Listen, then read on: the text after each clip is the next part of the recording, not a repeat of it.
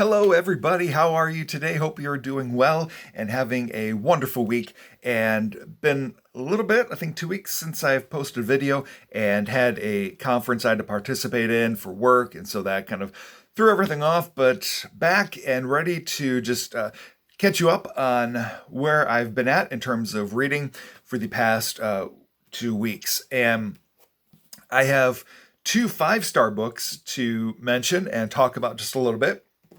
But also, I am a third of the way through 11/22/63 by Stephen King, a book I've been wanting to read for quite a while, and finally into that and enjoying it and looking forward to talking about that. But I want to talk about two other books. Oh, before I do that, if you haven't seen The Quiet Place Part 2, go see it. Outstanding movie. If you saw the first one, it is just as good as the first one. Performances were amazing. The cinematography was just stunning. Excellent movie. I was a little skeptical. I was hoping it would be good, but was skeptical. I mean, how do you follow up what was such a great first movie? And he did it. It was outstanding. So definitely want to encourage you to go check that out. I know it's not a book related topic, but if there was a book for Quiet Place, I would have read it, definitely. Anyway, what have I been reading? First of all, Cujo by Stephen King. And look at this copy. Now, I almost didn't get this because of this cover was almost falling off. I had to put some contact paper to hold it all together, but it was like 70 cents at a thrift store. Couldn't pass it up.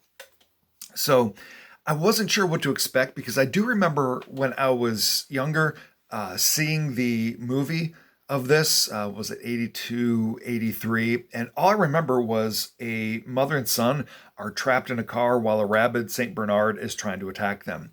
And obviously that's kind of the climax of the story, but that doesn't happen until halfway through the book. And granted, it's not a very long book, excuse me, but this is so much more than just a rabid dog trying to get to two people trapped in a car. This is really the story about two families in crisis. And again, as Stephen King does so beautifully, and I think it's also part of why I love the Quiet Place movies, in that they are really character stories with monster threat as the background of the character story. And that's very much true here with Cujo. We have two families. One is a husband and wife, Vic and Donna, and their son Tad. Donna and Tad are the two that end up trapped in the car as this rabid St. Bernard is trying to attack them. And let me just say real quick here about that St. Bernard Cujo. He's such a good dog.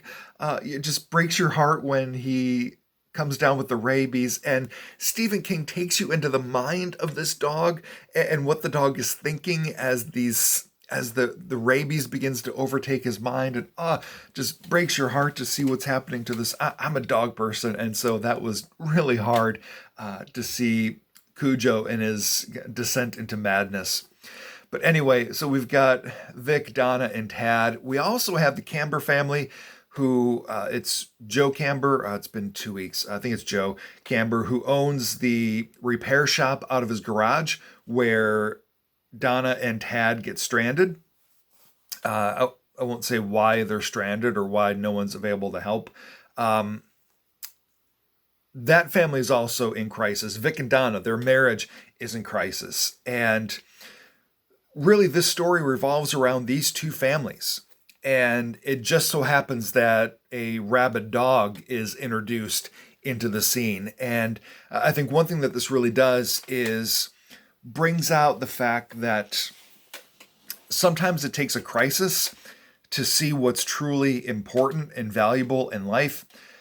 But again, I always want to stay spoiler free on here unless I give you advance notice. But I will say, if there is a drawback to this story, and it may just be an intentional character quality of Donna's, or maybe Stephen King, apparently he has no memory of writing this because of some of his addictions back in the day.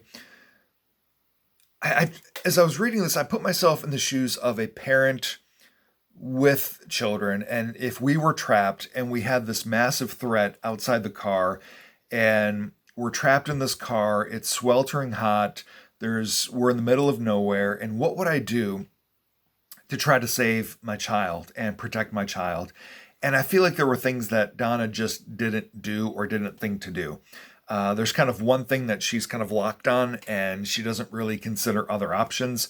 I kept thinking, just when the dog's in the barn sleeping, just open the door enough, put your foot out, and see, and put the car in neutral. See if you can just, maybe it doesn't work, but maybe you can kind of push the car while it's in neutral.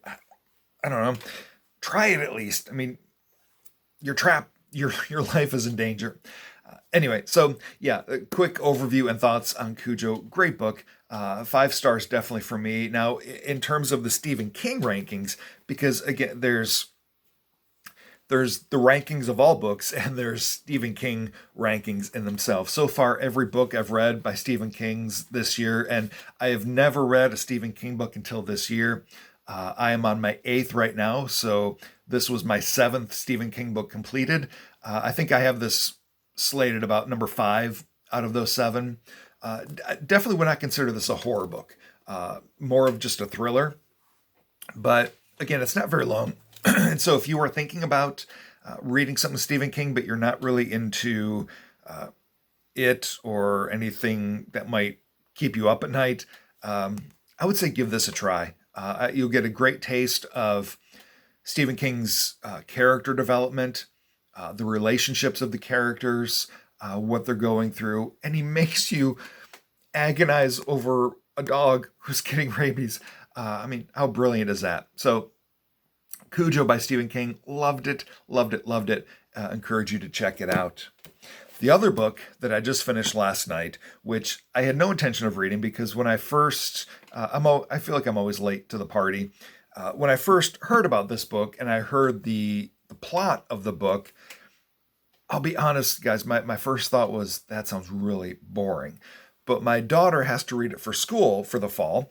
And so I thought I'll read it with you, and that way we can talk about it and kind of help you, get ready to write a paper on it and that. And that is The Book Thief by Markus Zusak. I think that's how you pronounce it. Wow. This was such a great book. If you're not familiar with it, I might be the only one who wasn't all that familiar with it heading into it. But if you are the second person out there who doesn't know much about The Book Thief, it takes place during Nazi Germany. And the focus is this poor family living in Germany, this German family, who, let's just say, they are not supporters of Hitler and the Nazi Party. And if I heard another reviewer highlight the fact that there's not really a plot. And I would generally kind of agree with that. It's very Stephen King-like in that you're watching the life of this family. And the backdrop of it is all of the horror and terrible things that go along with living in Nazi Germany at the time. And so we have Liesel, at least that's how I pronounced her name. She's a young girl. She gets sent away to be adopted by an older couple living in Germany. And in the process, experiences some heartache. I won't go into that. But living with this poor family in Nazi Germany, just trying to make it by, trying their best to make ends meet. They are dirt poor. And the reason it's called The Book Thief is the girl falls in love with books. Her stepfather or adopted father teaches her how to read, and she just becomes fascinated with books and the power of words. And she ends up kind of stealing some books or to just kind of quench that. I kind of never steal a book, but I can get where she's coming from. So yeah, there's just so much going on with you. You really see the several year window of this family and our main character, Liesel. And Again, if I try to give descriptions of the plot, it's going to sound boring, but it really isn't. Again, if you've been watching this channel, you know the kind of books that I enjoy. They tend to be thrillers, horror. This is not that.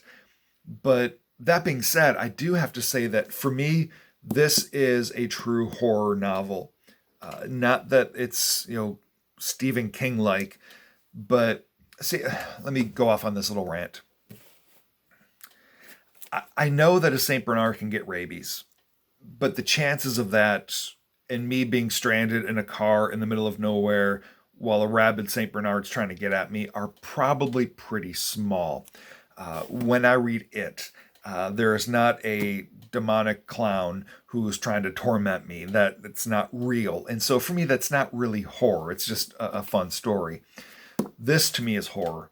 The fact that, yes, it's a fiction story, but it deals with events that actually happened in human history, and probably the most horrific events of human history, at least in recent memory. And so for me, this was just truly an emotional roller coaster from beginning to end, of just seeing this good family living in this horrific context of Nazi Germany. And it had me from beginning to end. Not typically the kind of book I would read, but just so gripped by the characters. This is beautifully written. I don't think this is a spoiler, but the narrator of the story is not the girl. The narrator of the story is Death, Death personified. And he's telling the story of this girl and just kind of the Grim Reaper, if you will, telling the story. And so very interesting perspective. One of the complaints I've heard about the book is it kind of clues you in what's going to happen. It'll tell you that somebody's going to die, and then we'll go on to then later tell you about the death. And for some, that could kind of take the edge off of the emotional journey that maybe you would have experienced if you didn't know the death was coming.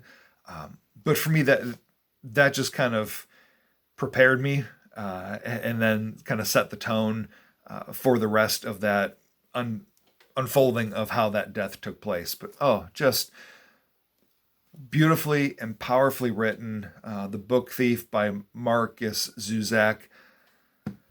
I probably have to give it 5 stars. I want to try to reserve 5 stars for like books I really, really like. But this is kind of like A Man Called Ove. Uwe. I don't know how you pronounce his name. Was initially going to give it 4 stars, but I can't really find fault with it. Beautifully done. Outstanding. Would highly recommend it. It's not a pick-me-up or a happy read, but it is a very powerful read at the same time. So that's what I've been doing the past 2 weeks. And again, currently on 11/22/63, and look forward to talk about that.